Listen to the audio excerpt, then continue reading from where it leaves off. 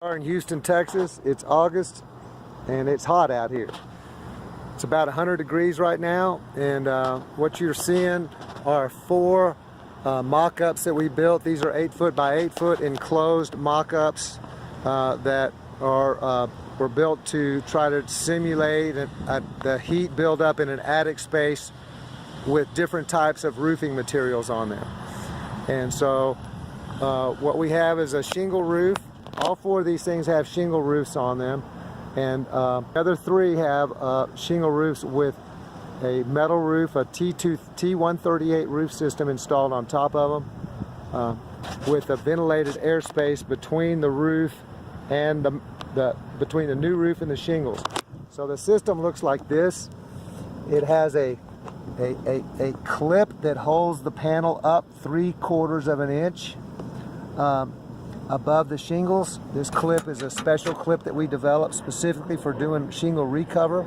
It can also be used on top of a normal deck. It doesn't have to have shingles. But the idea is this thing will hold the panel up 3/4 of an inch, as well as sit in the correct plane of the roof with shingles on it. That's why it's so long.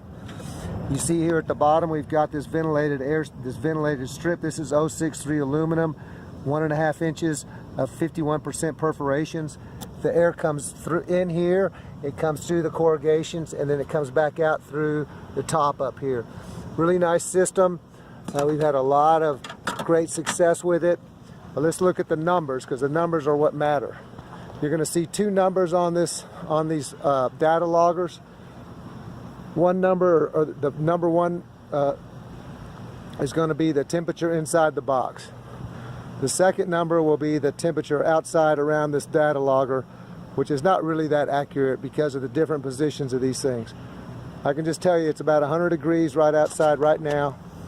And so in the shingle box, we're at 137.8 inside the box. That would be simulated with a closed attic, which I have one of those in my house, and I can tell you that's probably about right. On this one, we're at 117.6 inside the box.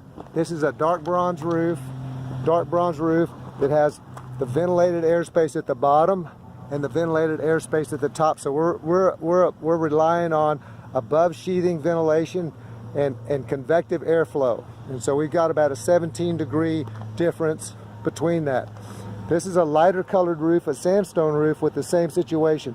Ventilation at the bottom, ventilation at the top, relying on above sheathing ventilation and convective airflow. Here we are, 108 inside, 108 inside. And on this one, we had the same setup, except on this one we closed off the ridge and added this power vent, this solar powered vent. This cost about 50 bucks at the Home Depot. And we're just drawing air up from the eave and pulling it out, just forcibly, pulling air through.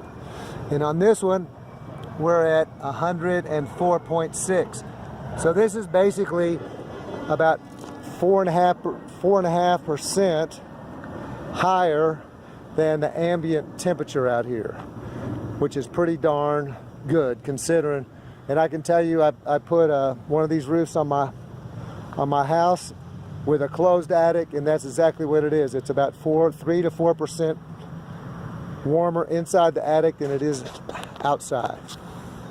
So this is really, I think it's a good demonstration on what you can get by putting a ventilated airspace on top of your roof.